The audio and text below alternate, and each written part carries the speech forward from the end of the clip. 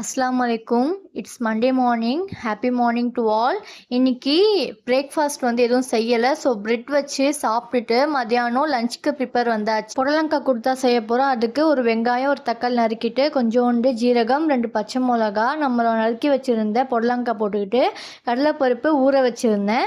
அது கூட 1/4 ஸ்பூன் மஞ்சள் பொடி, 1 ஸ்பூன் மிளகா பொடி, கொஞ்சோண்டு பெருங்காயப்பொடி, 1/2 ஸ்பூன் சோம்பு, 1/2 கிளாஸ் தண்ணி போட்டு 6 விசில் வச்சு எடுத்துடலாம். புடலங்காய் வெந்ததும் தாளிக்கிறதுக்கு பேன் ஹீட் ஆனதும் ஆயில் ஆட் பண்ணிக்கலாம். கடுகு, ஜீரகம், காஞ்ச மிளகா 2 வச்சுருக்கேன்.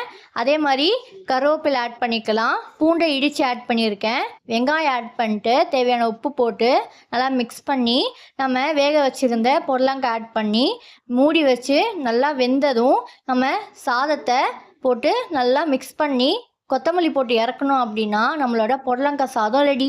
கண்டிப்பாக செஞ்சு பாருங்கள், டேஸ்ட்டாக